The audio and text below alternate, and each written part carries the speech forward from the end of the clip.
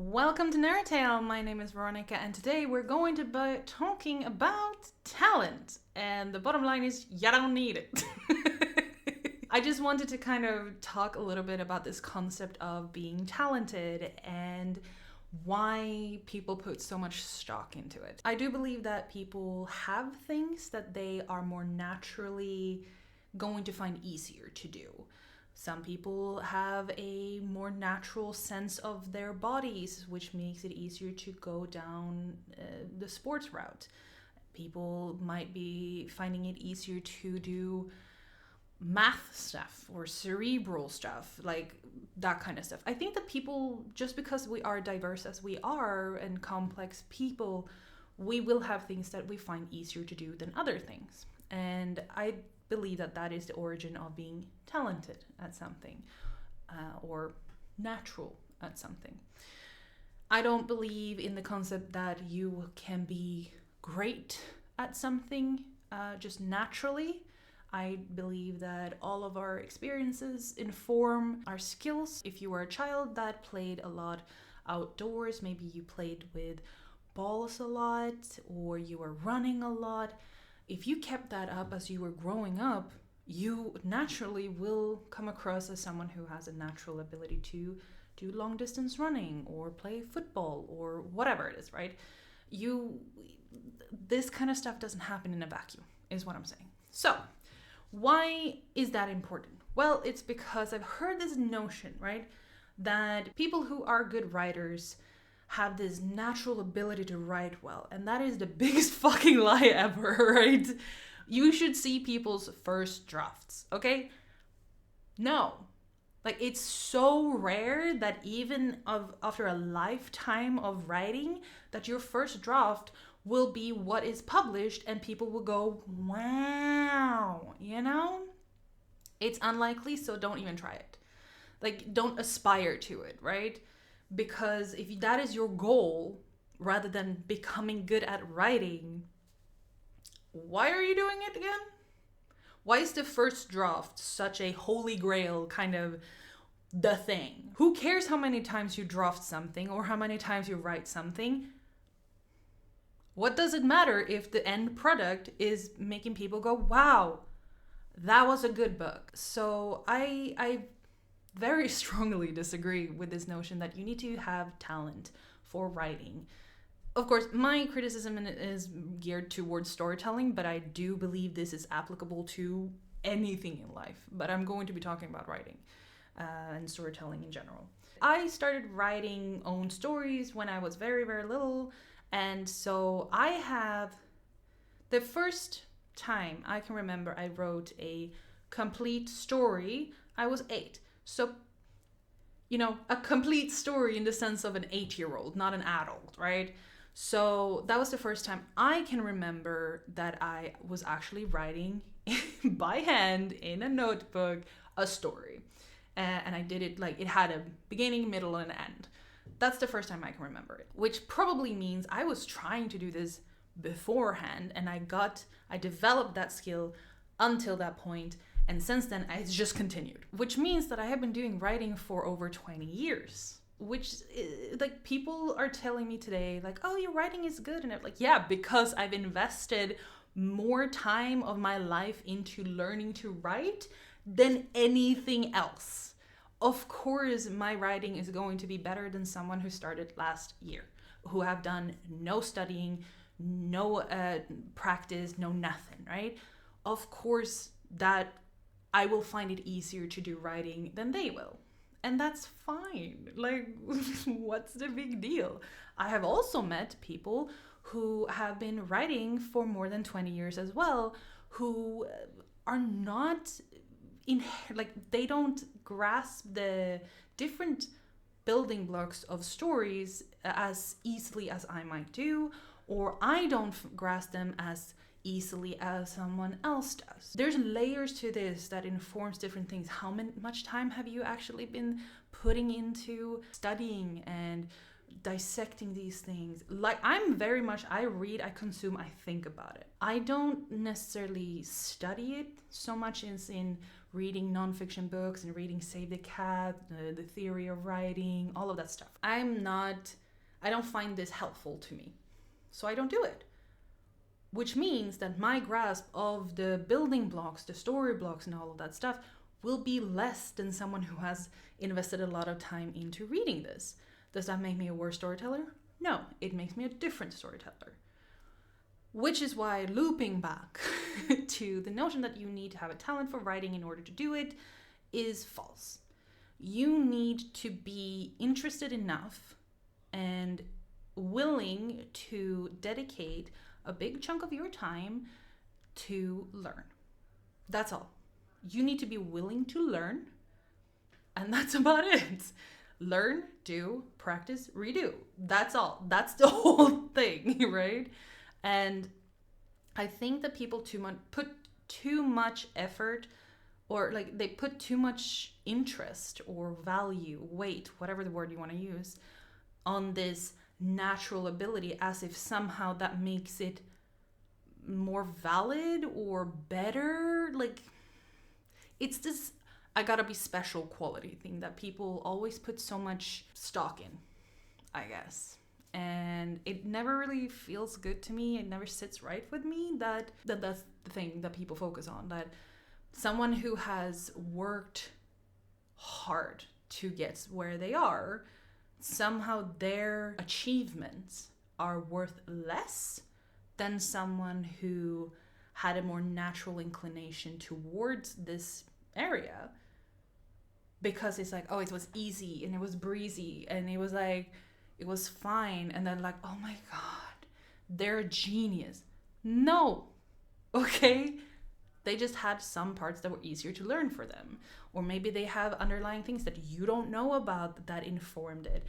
Not to trauma dump or anything, but part of the reasons why I spent so much time reading and escaping was exactly that, to escape the situation I was in, which means that I consumed a lot of storytelling. I just absorbed that and I internalized it, and it became an interest of mine, and I just continued to develop that as I got out of the situation I was in, and it's just now something I love to do. So, you can have underlying things that has inspired the growth.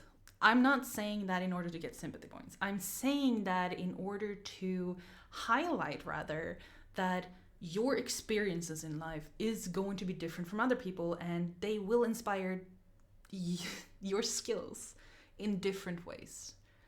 And that's another layer as to why I don't think that the concept of being talented or a natural at something is something that you can apply. Past the age of like 10, I personally don't think that you can see any real, true, this just came easy for this person, this kid. Like, I was very good at sports. I picked up sports very easily because I guess I had a sense of where my arms and legs were that were better than my fellow 5-year-olds, So I picked up sports very easily growing up. Did I find it interesting? No. But it was easy, therefore I kept doing it because I needed to do something. So it's basically, don't discredit other people's effort and hard work by saying like, you're so talented, or like, oh, I don't have talent for that, so I can't do it. Like, no, if you're not interested in becoming a writer, that's perfectly fine, all right? It's not the easiest job to make a living out of, So there's nothing wrong with being honest and say, you know what, I'm not interested. I don't want to do that. There's nothing wrong with that.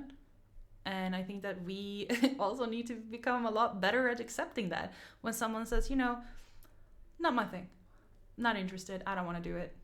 And just go, okay, that's fine, I can't remember who it was who said it. It was an athlete, I think it was like some winter sport, probably skiing of some sort. I'm not entirely sure, so don't quote me on that. But they said something to the effect of, the harder I work on getting better, the more people attribute it to talent. This quote has always stuck with me. I was like, oh, yeah, that makes sense. It's like people are so quick to attribute it as oh, that person is just naturally talented at that. I always wondered where that comes from, but I have a budding theory in my head, and I think it's because people look at this athlete and say, oh, I want that. I want to be that. But they can also recognize the journey from where they are to where the goal is, and see that there's a lot of work they need to do in order to get here. And they go, no, I'm not willing to do that. I'm not interested in doing that. And they say, oh, I can't do that. Instead of just looking at this and saying like, hey, this is hard work, and they put that hard work in, I'm just not interested in putting in this work. They have to kind of move this person so far away and attribute this distance as natural talent in order to kind of validate for themselves that, oh, no matter how much time and effort I put into this, I will never reach that goal, because they reached that goal because it was natural talent for them. That's my theory anyway, because we are conditioned to never admit to not being able to do something or not wanting to do something. It's a weak character kind of thing. If you say like, oh, I can't do that, or I don't know, that's a bigger one. Like saying that you don't know something. Ooh. I remember so clearly. Oh, so clearly. I had like a core memory just flashing up now. I asked someone, like we were in a gathering between like 2 or 3 families or something. I was sitting across from my dad, and I asked the person next to me who was talking about like going to a ski resort in the summer. And I was like, oh, that sounds interesting. What do you do there during the summer when there's no snow? A genuine question. I'm, by the way, like 14 at this point. Just a genuine question. And they answered, oh, we do hiking, you can take your dog with you. Like, there was no problem. Like, there was no judgment with his answer, right? And then afterwards, my dad pulled me aside and told me, don't show your ignorance.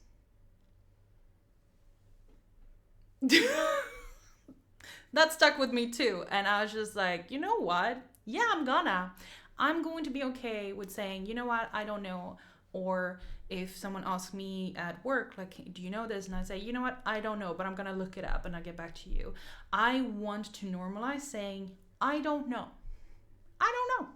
I think it's so normalized to, like, it's something that we've kind of been demonized for, or whatever word you want to use, that we shouldn't do. We shouldn't show our ignorance. We shouldn't say that we don't have the energy to do something. We shouldn't say that we don't have the capacity to do anything, like this thing. I just find it so strange. We are not built to do everything. We're not meant to be able to do everything. That's why we, as a group of people, are so diverse. You have short people, you have tall people, you have muscly people. You have the muscle mommies, you have the dancing mommies, whatever. You have a diverse range of people with different skill sets. Like, maybe you have long arms. Maybe you would reach into a hole that something is stuck in. With, I don't know. Okay, this example is weird. But my point is that we are so diverse because we are pack animals, so that we can cover each other's weaknesses, and we can be someone else's strength, and like help each other. We are meant to help each other as a group, okay? Let's embrace that. I shouldn't have to remember everything because my brain can't remember everything. So maybe I remember that this pen is red. My friend remembers that this pen is green. Like, wow, that came out blue. Anyway, it's green. We are not meant to be everything. So why are we so against saying, hey, I don't want to do this? Or, you know what, I'm not interested in turning my hobby into a paid thing. I don't want to monetize my hobby. I want to make my hobby and have a day job that pays the bills. There's nothing wrong with that, all right? Just because you're also like on top of that with the talent thing, just because you're good at something doesn't mean that you have to do that. Like, I'm good at teaching. People, since I was like in high school, people have been saying like, oh, you're so good at teaching. You would be a great teacher. I'm like, yeah, but I don't want to be a teacher. Like, I don't like kids. So why would I become a teacher where I have to spend all day long with kids? It doesn't make sense, right? Even though I'm sure I would be a great teacher on my good days. Which is also why I wouldn't be a good teacher, because I have my days. Basically, if you find writing interesting and you truly want to do this, but you feel like I don't have a talent for it, fuck that. Who cares? Do it anyway. If you are willing to put in the time, put in the work, put in the sweat and tears and all of that stuff, and you truly want to become good at writing, do it. It's gonna be rough. You're going to be reading books and go like, oh, I wish I could write like this. And then when you try to write, it's not gonna be what you have in your head, right? What you're teaching yourself is to take the world and the story you have in your head, to filter it through your mouth or your fingers. Doesn't matter, however you write. Like, that's what the whole process that you're learning by learning to write is to take the world and the story and the characters you have in your head and then filter it out through whatever means you're putting words on paper for. Whether that is dictation or by typing, I don't care. It doesn't matter, right? That's all it is. This skill is only that. If you have a world in your head that you want, if you have a story in your head that you want to tell, what you're learning is to filter it through onto a paper. That's it. That's writing. You're done. Like, that's the whole thing, you know? So it's going to be shitty in the beginning. It's going to be shitty in the middle. And then maybe towards the end you have a sliver of a light. And then you hire an editor who help you go through it. You get a critique partner who help you work through it. And then you get beta readers who give you feedback. And then you keep editing until you have a product that you're happy with. And perfection is not it. Good enough has to be good enough. That doesn't mean that you shouldn't write the stories that you want to write or strive to become better every time, but perfection is not the thing you should be striving for. I have a personal mantra that is progression over perfection, because I truly believe perfection doesn't exist. So yeah, I strive to make every piece of writing I have better than my previous, and that is what's good enough for me.